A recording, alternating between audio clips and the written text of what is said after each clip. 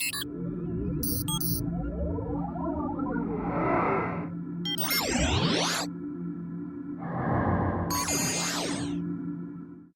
da, da, da, da. It's time for another Angela Brown top 10 list. I know, I love these as well. All right, top 10 list. Today it's going to be my top 10 pet peeves. Now, these are not just my pet peeves, but I belong to a lot of house cleaning groups. We have Facebook groups. We have a consulting group. We have online training. We have a whole bunch of people that we're working with, and they are house cleaners and cleaning business owners. And so when I bring you my top 10 list, it's a conglomerate of all of our angry moments. Now, when customers are not looking, we get into our own little chats, and someone will say, you know what I hate? I hate it when a customer does this. And then someone else will pounce in and they're like, yeah, me too. You know what I hate? And then it just goes crazy, right? So I'm going to give you the top 10 for 2019. Now, if you are a homeowner and you have house cleaners that come to your house, if you change these top 10, you're probably going to get along okay with your house cleaner. But these top 10 things are going to make any house cleaner just squirm. All right. So here are the top 10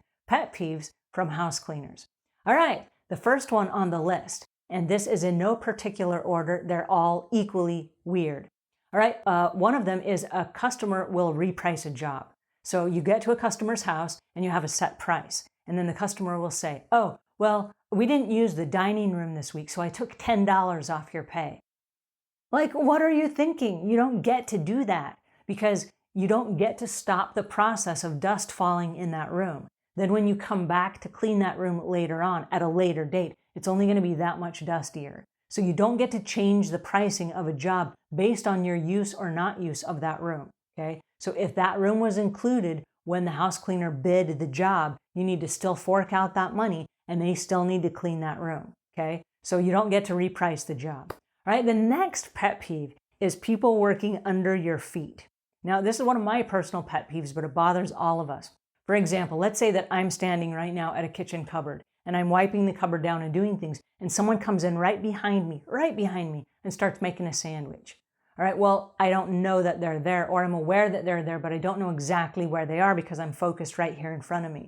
So I'm cleaning stuff, and then I take a step backwards and I step on their foot. I hate that, right? Or let's say that I'm standing at the sink and they just reach around me so they can like rinse their hands off while my hands are already in the kitchen sink. I'm like, y'all are in my personal space, right?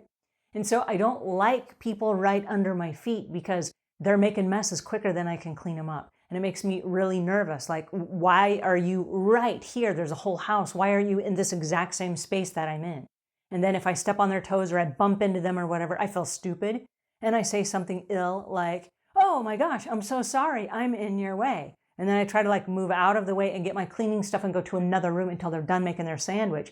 And that throws me off schedule. So not cool at all. If the house cleaner is there and you are in their way, just get up and go to the next room, right? Don't be in the same room as the house cleaner. Let them go to the other room and do their cleaning, right? So just stay in different rooms. All right, the next pet peeve. Unwarranted cancellations. An unwarranted cancellation is like, I feel like sleeping in today, so don't bother coming. What do you mean, don't bother coming? I blocked out a 4-hour window for cleaning your house, and I spent a good bit of last night packing all my cleaning supplies and the special stuff that you need for your house. Then I hired 2 people that are coming with me, and the 3 of us are coming to clean your house. What do you mean, don't come today because you want to sleep in? So that's an unwarranted cancellation because then suddenly you don't get paid for the time because the customer is not going to pay you unless you have a no cancellation policy. Then you have 2 other employees that you've hired that now don't have a job to go to. So you still have to pay them because you've hired them for that time. Weird stuff happens. So unwarranted cancellations, not cool. Never was cool, never will be cool. Unless you have a really good reason like being sick. Now being sick is the next pet peeve. I do want you to cancel if you're sick, okay? We don't want to come to your house if you're sick. One of the big pet peeves is when you get to a customer's house and you're healthy and you're well and you're ready to go clean their house, you got all your supplies and you've blocked out the time on the calendar, then you get there and they say, hey, we know you charge a cancellation fee, so we didn't want to cancel our cleaning, but I got a house full of sick people in there, so just kind of work around them and try to be quiet. Are you serious? No. I can't stay because if I stay, I'm going to get sick. And then it's not just that I would have canceled on your house and you would have missed your cleaning, but if I get sick, then all the customers I was going to go see this week, I have to call out on them. And I can't just cancel. I mean, I just can't go to their houses because I will get them sick. So out of courtesy to my other customers, I have to cancel the cleaning. So it's a huge pet peeve, not cool at all. All right. All right. Then moving on to the next pet peeve, personal items. Now I have to say this because this is common sense and you just expect everybody knows this, but everybody does not. So if you are a homeowner, please listen up. Everyone has moments, and those moments include personal items. Those are dirty diapers and tampons and maxi pads and condoms and things of that nature, okay? I won't go into any other detail, but I will just say there are moments that require your personal cleanup. You don't want to clean up any of that stuff from another person, right? You want them to clean up their own stuff. And a house cleaner doesn't want to come in and clean up that stuff from you either. Yes, I know you're paying them to clean your house, but there are personal items from those moments in your life that you get to clean up just because you're a grown-up. It's just part of growing up and being human, right? We flush the toilet after we're done. That is part of being human. We don't leave poop in there for the house cleaner to find, because I promise you, here's what happens. Mrs. Jones, the house cleaner is going to walk in your bathroom. She knows you're the only one that's been at home all day. It's your poop.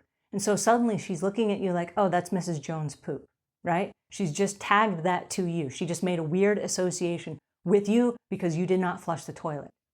So please, if you have a house cleaner come to your house, be courteous and clean up your moments before they get there. All right, now while we're speaking of cleanup, let's go to the next pet peeve. And this is an innocent pet peeve because Legos, those little plastic blocks that stick inside each other, they're everywhere and they're very hard to find, and they hide around legs of chairs and underneath couches and sofas, and they hide in the corners of rooms and where the carpet meets the wall. They hide everywhere. So I understand that they're hard to find, but they break vacuums. And so when you vacuum one up and you hear that really loud clunkety clunk, now I got to stop and take my vacuum apart. Now, in a lot of cases, we use the customer's vacuum, and we don't want to break your vacuum. We really don't. But when we vacuum up your Legos, it breaks your vacuum. So just a word to the wise, if you have kids and you have Legos, you need to do a thorough sweep of the house, and the kids can help you with this. Whoever finds the most Legos that are hidden on the floors gets a prize. But you want to do this before every time the house cleaner comes. You do not want to leave this stuff for the house cleaner, okay? Another pet peeve, Legos. All right, and another pet peeve is nitpicking the job before I'm finished. Now, you say, well, who would do that? Well, I don't know who does that, but a lot of customers think that while you're cleaning, they get to waltz in and they get to critique the job that you're done before you're done. I don't know why, but it is a huge pet peeve of a lot of house cleaners. So let's say that you have a system where you dust first, you dust your way down, you wipe things down, you put things away, and then you sweep and mop the floor as you leave the room. Okay, that makes common sense. So there you are dusting, you haven't wiped anything away, you haven't put anything away, and a customer will come in and point to something on the floor and they're like, oh, you missed a spot. No, I didn't miss a spot. I haven't got to that yet, right? And so when people are hovering and they're micromanaging you, it just makes you nervous and it throws you off your game, and you just want to go like, go, shoo, get out of here, right? Because when you check your checklist off at the end of your job that says I've inspected the room and it meets my level of expectation, now, only the checked list. Now do you get to critique it and see if I need to come back and re-clean it. You don't get to come in the middle of the job and critique it. So that's a pet peeve. All right, now a pet peeve, unorganized or knickknacks in the wrong place. That's a huge pet peeve.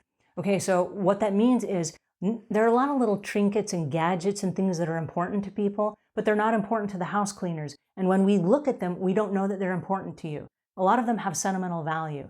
And so we need you to put those in glass cases where they won't get dusty and where we won't bump them accidentally and have them fall crashing to the floor and break. There's one house that I went to and they have collected golf balls. And I'm sure that the golf ball meant something for every different game that they played. And it was in this great big case, but the case didn't have any glass on the front of it. They were all just sitting there on these little Humpty Bumps, like a little golf ball in every little slot. And there was a whole wall of them. But every time you go to dust that, because it collects a lot of dust, every time you go to dust it, they would all come crashing to the floor. and then you're sitting there horrified because you don't know in what order the balls went, and they all have little logos on them, and you don't know if one was more important than the other, and you just wished it wouldn't have happened, right? So it would have been lovely if the owners would have just had a piece of glass put on the front of it so that you could dust the outside of the box. Dust doesn't get to the inside. We don't have to mess with that every time, and you don't have to go chasing 30 different golf balls that are now skating around the floor, right?